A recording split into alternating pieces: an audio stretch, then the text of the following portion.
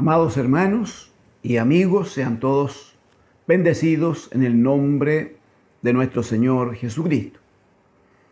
Damos gracias a Dios por permitirnos también hoy esta oportunidad de estar juntos en torno a la palabra del Señor.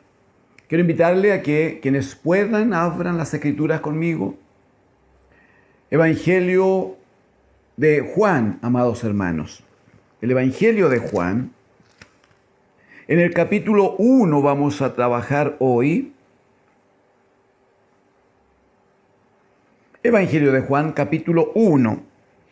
Desde los primeros versículos vamos a leer y luego vamos a detenernos en algunas verdades que aquí están manifestadas por la gracia de Dios.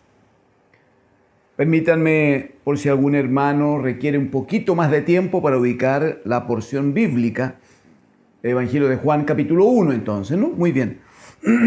Permítame decir que este evangelio es eminentemente revelacional. Si bien el sentido que tienen los evangelios es mostrar, claramente es así, mostrar el desempeño que como obrero del Señor, como siervo del Señor, llevó adelante Jesucristo, el bendito Hijo, acá en la tierra, ¿no? Todos los evangelios buscan claramente mostrar cómo es que Jesucristo, el Señor, sacó adelante su trabajo ministerial, la comisión del Padre, y señalan entonces una cantidad de antecedentes, muchos tiempos, muchas vivencias en las que claramente participó Jesucristo con los discípulos, cómo se manifestó el proceso de enseñanza o discipulado del Señor con sus seguidores, y todos terminan mostrando claramente este tiempo tan difícil, ¿no? Tan duro para el Señor, pero que es la culminación de su tarea. Es el momento más alto en la comisión que el Padre le asigna, cuando, según sabemos, fue muerto, fue crucificado por nuestros pecados, conforme a las Escrituras. Luego fue sepultado, también de acuerdo a lo que las Escrituras señalaban, y finalmente, para gloria de Dios, el Padre le levantó de entre los muertos y le recibe y le sienta a su diestra, ¿no? Allí en los cielos. Decíamos que en el caso de Juan es eminentemente revelacional. Vamos a observar algo hoy, lo que podamos. Si el Señor nos permite, luego veremos algo más. Pero lo que quisiéramos mostrar es que, por ejemplo, ninguno de los otros evangelios, cuando hace referencia a los milagros que el Señor hizo, se muestran los milagros, se muestra el poder, la autoridad del Señor, pero no se hace ningún comentario puntual. El caso del Evangelio de Juan, como la iglesia lo sabe, Juan en el capítulo 20, ¿no?, de este Evangelio, los versículos 30 y 31 dicen expresamente que el Señor hizo muchas otras señales. Dice, las cuales no están escritas en este libro. Pero estas, dice, o sea, las que sí quedaron registradas en este Evangelio. Pero estas se han escrito, dice, para que creáis que Jesús es el Cristo. Uy, mire. La señal, le dice, se han escrito para que creáis que Jesús es el Cristo, el Hijo de Dios. Y para que creyendo tengáis vida en su nombre. Los otros evangelios, cuando inician los escritos, se inician con información del anuncio del Señor, de la niñez del Señor, y en un caso puntual, como es Mateo, con la genealogía de Jesucristo el Señor. El Evangelio de Juan comienza de otra manera. Y hoy vamos a examinar una porción. El tiempo no nos permite mucho más. Sin embargo, queremos entregar algunas verdades del Señor, algunos principios del Señor que nos permitan adentrarnos entonces en este mejor conocimiento.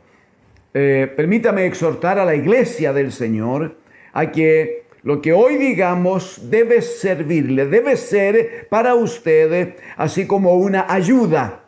Esto no puede ser. Este tiempo que estamos juntos, iglesia del Señor, 3 o 4 veces a la semana, este tiempo no es un tiempo en que pretendemos que así la iglesia sea formada y así la iglesia sea alimentada y que después de este tiempo breve ya la iglesia nada necesite. Sería un error pensarlo de esa manera. Lo que aquí hacemos es compartir verdades de Dios, principios de Dios. Es mostrar por la gracia de Dios cuáles son las cuestiones que nunca debemos olvidar, de las cuales tiene que tomarse la iglesia, cómo debe vivir la iglesia aferrada a la fe de Cristo el Señor. Pero el desarrollo de esas verdades y la alimentación diaria, danos hoy nuestro pan de cada día, decía el Señor orando. La alimentación diaria es responsabilidad de cada miembro del cuerpo de Cristo. Cada componente de la iglesia debe responsabilizarse de tomar la palabra que hoy recibe y volverla a examinar mañana para que el Espíritu trate con usted y le siga enseñando la verdad. Y al día siguiente vuelve a tomar la verdad que ha sido enseñada y vuelve a repasar entonces aquello que el Señor le va a estar dando para crecimiento. Amén. Señor les bendiga, amados hermanos. Aquí trabajamos todos, aquí crecemos todos por la gracia del Señor. Muy bien, Juan capítulo 1 entonces, leamos primero para que tengamos un contexto y luego conversamos. Dice, en el principio era el verbo y el verbo era con Dios y el verbo era Dios. Hablando del verbo, era en el principio con Dios. Todas las cosas por Él, por el verbo. Todas las cosas por Él fueron hechas. Y sin Él, nada de lo que ha sido hecho fue hecho. En Él, en el verbo, en Él estaba la vida y la vida era la luz de los hombres. La luz en las tinieblas resplandece y las tinieblas no prevalecieron contra ella. Hubo un hombre enviado de Dios, el cual se llamaba Juan. Este vino por testimonio, para que diese testimonio de la luz, a fin de que todos creyesen en él, en la luz. Dice, no era él, Juan, no era él la luz, sino para que diese testimonio de la luz. Aquella luz verdadera que alumbra a todo hombre venía a este mundo. En el mundo estaba y el mundo por él fue hecho, pero el mundo no le conoció. A lo suyo vino y los suyos no le recibieron.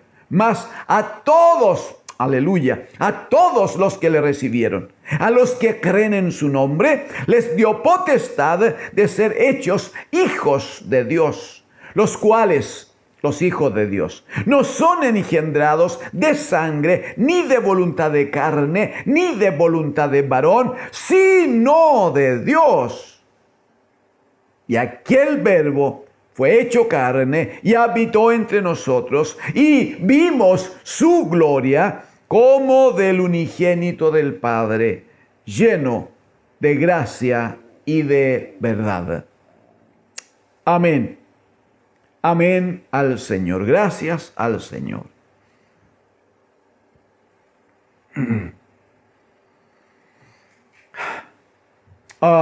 Dijimos que el Evangelio de Juan, este discípulo del Señor, este hombre que según la información, los antecedentes que tenemos, era el más joven de todos los discípulos. Este hombre que claramente entregó su vida, toda su vida al Señor, hasta que, bueno, murió, dicen los antecedentes, habría muerto de muerte natural, pero en una edad muy avanzada, después de haber vivido una experiencia terrible en la isla de Patmos, ¿no? Este discípulo, después de haber sido echado allá con enfermos terminales y con hombres criminales, porque la isla de Patmos era un lugar de castigo. Y él había sido expuesto allá y echado allá por causa de la predicación del Evangelio. Sin embargo, después que vivió una larga experiencia allá, que fue terrible en cuanto a la cosa humana, en cuanto a lo que sufrió, en cuanto a lo que su carne vivió, en cuanto a la soledad por la que tuvo que pasar largos tiempos, pero que fue enormemente glorioso, porque es en esa isla y en ese tiempo donde el Señor se revela a Juan, su apóstol, su discípulo, se revela y le entrega la palabra profética del Apocalipsis. Damos gracias al Señor porque nunca ningún hijo de Dios, sufre, entendiendo que hablamos del sufrimiento en Cristo y por Cristo, entendiendo que un obrero de Dios tiene sufrimientos por causa de la palabra, por causa del Evangelio. Si ocurre de esa manera, entonces damos gracias al Señor, porque nunca un obrero de Dios vive estos sufrimientos. Nunca un obrero del Señor pasa tiempos duros, difíciles y de gran dolor sin que pueda luego encontrarse con la consecuencia o con la respuesta o la recompensa con que el Padre bendice aquel compromiso, aquella disposición, aquella entrega que dicho obrero ha tenido para con Dios. Pues bien, vengamos por favor a lo del capítulo 1 de Juan. Vengamos a lo de Juan capítulo 1. Claramente, este evangelio se inicia con esta revelación, que ya dijimos no lo encontramos en otro evangelio. Se inicia con esta revelación de cómo es que Jesucristo es la misma palabra de Dios. Él es la palabra de Dios.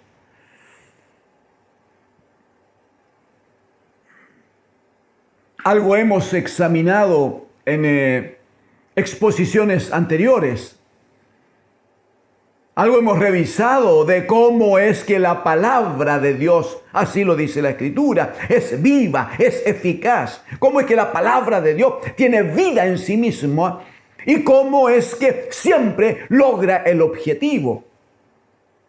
Claro, es que como lo volveremos a revisar hoy, lo que pasa es que ya el Señor nos ha ido ayudando. La palabra de Dios es Cristo mismo.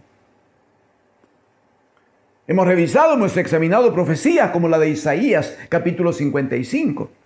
Cuando el Señor dice, de la misma manera en que desciende de los cielos la lluvia y la nieve, de esa misma manera yo envío mi palabra. De esa misma manera la palabra que sale de mi boca va a llegar a la tierra para que la tierra sea bendecida. Y la palabra no volverá sin fruto, sino que habrá multiplicación, habrá una gran bendición. Cada vez que el Padre habló de su palabra, estaba dando testimonio de su bendito Hijo. Entonces, lo que hace el Espíritu de Dios es tratar con Juan, y Juan inicia entonces sus escritos hablando en el griego, hablando del logos. Entonces, ¿qué dice él? En el principio era el Logos, y el Logos era con Dios, y el Logos era Dios. Sí, pero esa palabra griega era necesario traducirla, y tiene dos acepciones: palabra o verbo. Y cualquiera de las dos traducciones está correcta. Los hermanos que trabajaron santamente en esto y hicieron la traducción, lo hicieron tomando el entendimiento de que el logos como verbo estaba bien. Y la verdad que está bien. La verdad que está bien, ¿cómo no? Si el verbo es lo que muestra el movimiento, la acción, la vida, entonces hablar de Cristo es hablar de eso. Ya lo vamos a leer juntos. Es pura vida y vida de Dios. Pero también es hermoso o hubiera sido tan hermoso que se hubiera usado la traducción de el logos como la palabra. Por causa de la profecía, dijo. Porque cuando dice Isaías 55, así será mi palabra, dijo Dios, o así será la palabra que sale de mi boca, como lo dijo él, entonces al leer acá hubiéramos leído en el principio, ¿sí? En el principio era la palabra y uno hubiera podido ligar más directamente, ¿no? Pero el Espíritu sabe lo que indica. El Espíritu sabe lo que instruye a aquellos que escribieron las Escrituras.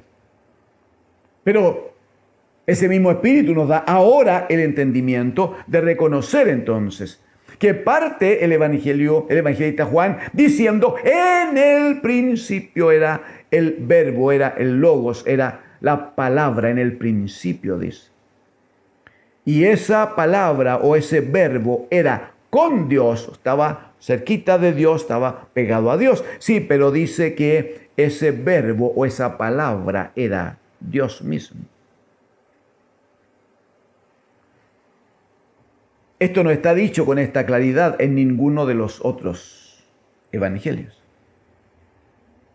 En el principio, desde el principio, desde que todas las cosas existen, cuando todo se inició, cuando todo tuvo un inicio, obviamente Dios el Padre es el que dio ese inicio, qué duda hay. Pero cuando ese inicio el Padre lo transformó en acción, bueno, dice, en ese tiempo ya estaba la palabra de Dios. Y estaba con Dios, y esa palabra era Dios mismo. Amén. Dice en el versículo 2, este verbo, esta palabra era en el principio con Dios. Era en el principio con Dios. Voy a cuidar de no distraerme, pero viene a mí, hermanos, en el proverbio. Si me acompaña, por favor, el Proverbios capítulo 8. Vamos a observar que no es cualquier palabra, sino que es una palabra de sabiduría. Es una palabra de sabiduría. Entonces, ¿cómo dice Proverbios en el capítulo 8? Solo unos pocos versículos para que usted tome nota y pueda examinar luego. El versículo 22, esta sabiduría, que es una palabra. ¿Por qué sabemos que es una palabra? Miren el capítulo 8, verso 1, por favor. Dice, no clama la sabiduría. Es una sabiduría que habla entonces. Y si habla es porque tiene palabra, es porque es una palabra que está siendo emitida. Usted estará de acuerdo conmigo. No clama la sabiduría y da su voz la inteligencia. Así parte, así se inicia. ¿Y qué es lo que clama la sabiduría? ¿Qué es lo que dice entonces esta palabra de sabiduría? Dice en el verso 22, el Señor Jehová me poseía en el principio, ya de antiguo, antes de sus obras. Eternamente está hablando la palabra de sabiduría. Eternamente tuve el principado desde el principio. Pero eso es muy interesante porque usted podría, no le digo que lo haga, pero usted podría ir a Isaías en el capítulo 9 y va a observar que allí dice, porque un niño nos es dado, no, porque un hijo nos es nacido, un niño nos es nacido, hijo nos es dado. Dice, y el principado sobre sus hombros. Y aquí dice, eternamente tuve el principado desde el principio, antes de la tierra. Mire cómo está hablando exactamente de lo mismo entonces, ¿no? Verso 24 dice, antes de los abismos fue engendrada esta palabra, ¿no? Antes que fuesen la fuente de las muchas aguas. Antes que los montes fuesen formados, antes de los collados ya había sido yo engendrada. No había aún hecho la tierra, ni los campos, ni el principio del polvo del mundo. Por favor, atienda. Yo quisiera seguir leyendo mucho, pero no es el sentido hoy. Dice el verso 27. Cuando formaba los cielos, allí estaba yo. Cuando trazaba el círculo sobre la faz del abismo. Isaías en el capítulo 40, en el verso 22, dice que este bendito Señor está sentado sobre la redondez de la tierra. ¿Y qué dice la palabra de sabiduría cuando trazaba el círculo sobre la tierra? Bueno, yo ya estaba, dice. Cuando afirmaba los cielos arriba. Amén. Amén. Evangelio de Juan, capítulo 1, por favor. El verso 3 lo leemos una vez para continuar. Dice, todas las cosas por Él, por el verbo, por la palabra. Todas las cosas por Él fueron hechas. Y sin Él nada de lo hecho ha sido hecho. Nada de lo hecho fue hecho.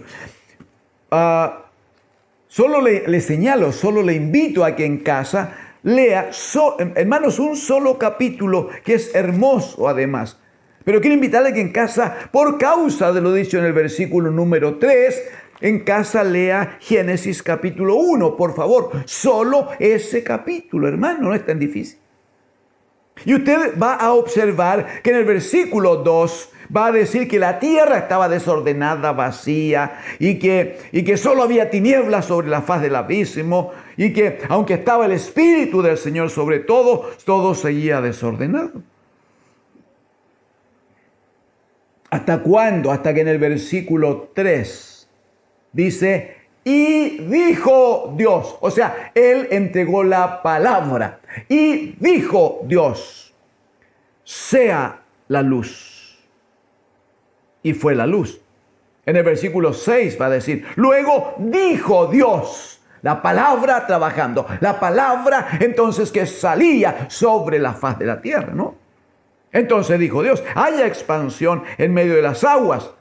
Haya expansión en medio de las aguas. Y separó, dice luego, las aguas de sobre la expansión y las aguas debajo la expansión. Y luego siguió diciendo Dios, siguió el Señor declarando una palabra, la palabra creadora de Dios. Evangélicamente se habla mucho de la palabra. Evangélicamente se habla mucho precisamente de la palabra creadora, de la fuerza que tiene la palabra, de cómo es que la palabra tiene autoridad. Y todo eso es verdad, amados, todo eso es verdad. Pero quiero decirle hoy, si me permite, apoyado en el escrito de Juan, quiero decirle que esa palabra que tiene poder, que tiene autoridad, esa palabra creadora, esa palabra que por causa suya fueron hechas todas las cosas, y sin esa palabra nada de lo que ha sido hecho hubiese sido hecho. Quiero decirle que esa palabra tiene nombre y apellido.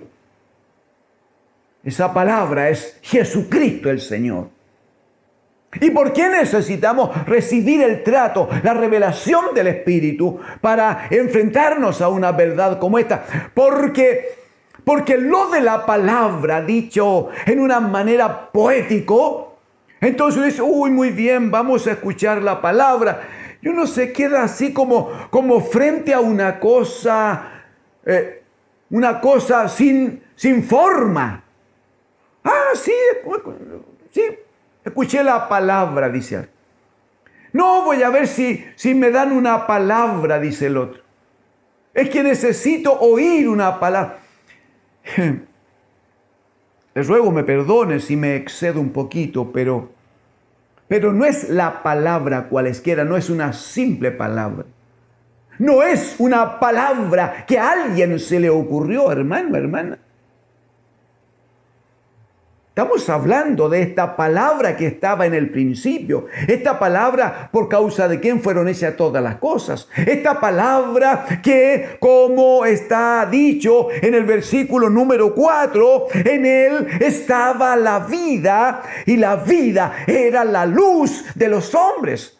En él estaba la vida. O sea, porque es que el Señor pudo crear los cielos y pudo crear la tierra. Y porque es que la tierra tuvo la instrucción, la palabra del Señor para que empezase a producir la tierra. Como dice en el capítulo 1 de Génesis. Para que la tierra produjera todo tipo de plantas, todo tipo de arbustos, árboles, algunos que dan frutos y otros no. ¿Cómo es que todo aquello fue posible? ¿Cómo es posible que las aguas del mar empezaran a producir peces? ¿Cómo es posible? Es que había una palabra que dice, en esa palabra, en él estaba la vida y la vida era la luz de los hombres. Entonces, ¿qué es lo que entendemos por la gracia de Dios? Sin que tenga que mover el escrito de la Biblia. Pero usted conoce Evangelio de Juan capítulo 14. ¿Verdad que sí? ¿Qué dice el versículo 6? Cuando un discípulo le dice, Señor, no sabemos dónde vas. Le dice a Jesucristo. No sabemos a dónde vas, cómo vamos a ver el camino. ¿Qué dice el Señor Jesucristo en respuesta? Yo soy... Amén. Yo soy el camino y la verdad y, amén, y la vida. Yo soy el camino y la verdad y la vida. ¿Qué dice el Señor Jesucristo cuando está en el capítulo 11 de San Juan? ¿Qué dice respecto de la muerte de Lázaro, su amigo? ¿Qué dice? Le dice a Marta.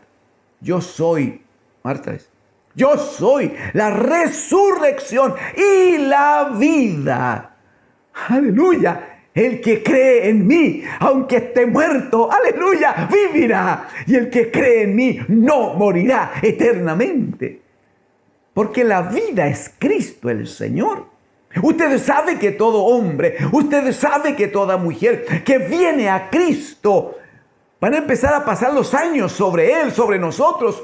En algún minuto nos vamos a poner viejos, vamos a envejecer y en algún minuto la muerte vendrá por nosotros. Pero solo lo externo, solo lo exterior pasará por esa situación en la cual la muerte pareciera ser que tiene alguna victoria, pero solo trabajará, solo tendrá autoridad en la muerte sobre el vaso.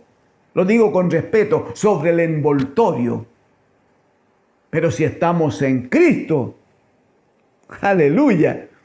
El apóstol Pablo va a decir a los tesalonicenses que los que mueren en Cristo, entonces ya no mueren, sino que duermen en el Señor. Están esperando mientras duermen. Amén. En toda paz del Señor. Amén.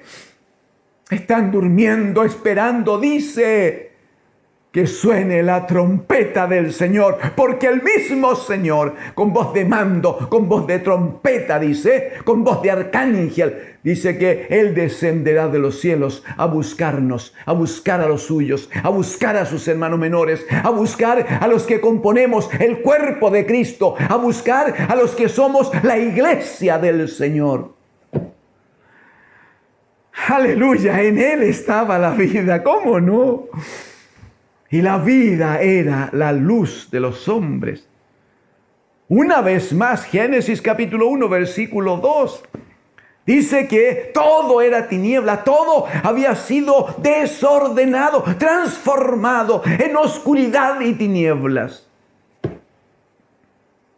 Sin embargo, dice que Dios el Padre hace que opere su palabra, esa palabra que tiene nombre y apellido. y dice, sea la luz. No voy a entrar hoy porque debo ya terminar. No voy a entrar hoy en explicar que el Señor está trabajando en el primer día y solo en el día número 4 aparece el sol, la luna, las estrellas. La iglesia sabe de esto. Pero el Señor dice, sea la luz, y dice, y fue la luz.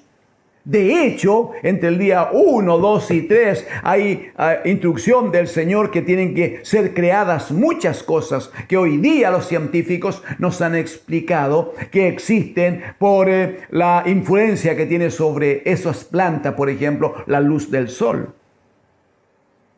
Sí, pero allá no había sol ni había luna todavía.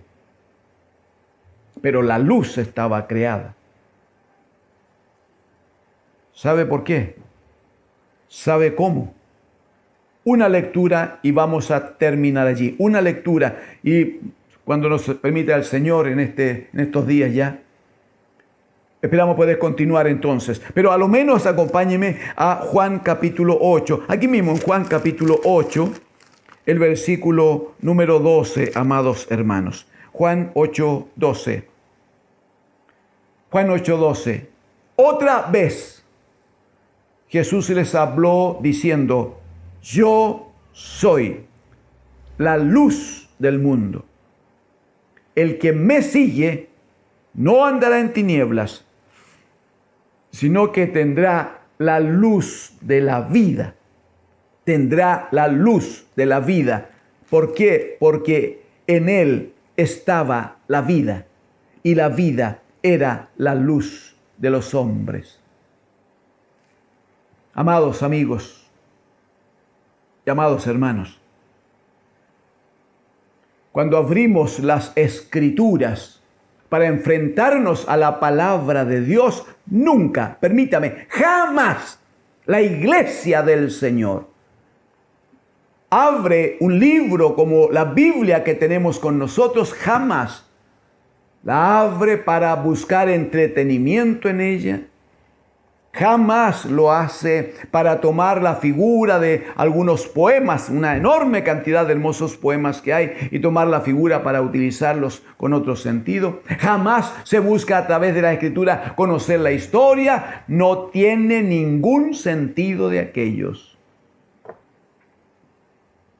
Cuando abrimos las Escrituras, según lo conversaremos estos días, cuando abrimos las Escrituras, las abrimos con un solo propósito: que al abrir las páginas de la Biblia y se manifieste el escrito de Dios, se manifiesten en nosotros las sagradas Escrituras, que el Espíritu Santo abrirá de la misma manera mientras leemos, mientras observamos, mientras escuchamos, de la misma manera que se han abierto, dice Pablo a los Efesios, los ojos de nuestro entendimiento y nos sea revelado la vida de Cristo, la comisión de Cristo, el servicio del bendito Hijo de Dios, la santidad del Hijo de Dios, la obediencia, cómo actuó frente al Padre y la tremenda victoria que Él consiguió ya cuando muere, es sepultado y el Padre lo levanta y lo sienta a su diestra. Pero también aquí está dicho que ese bendito Señor que ascendió a los cielos, prontamente volverá por nosotros.